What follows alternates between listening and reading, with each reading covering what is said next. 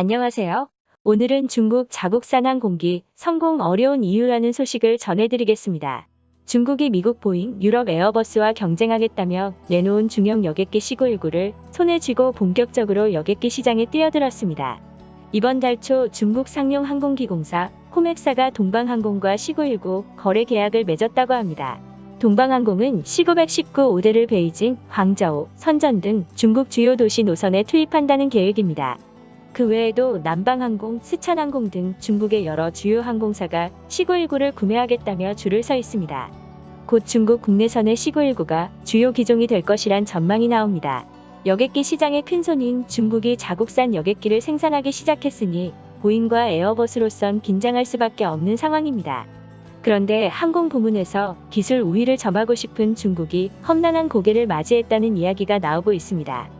C919를 중국이 만들었다고는 하지만 핵심 기술과 부품을 미국과 유럽 기업들에서 들여와야 하기 때문입니다.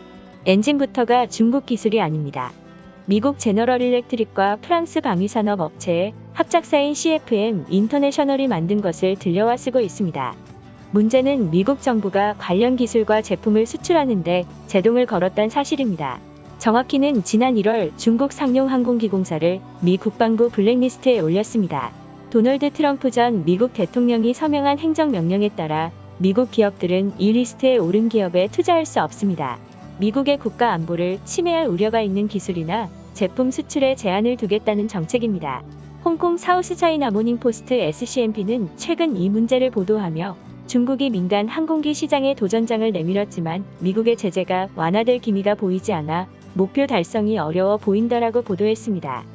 CSIS 전략국제연구센터 수석 고문 스콧 케네디는 바이든 정부가 들어서며 이런 제재가 조금이라도 완화되지 않을까 하는 기대감이 있었지만 바이든은 트럼프 정부 시절 행해진 그 어떤데 중국 제재도 완화하지 않았다며 앞으로도 그러지 않을 가능성이 농후하다고 설명했습니다.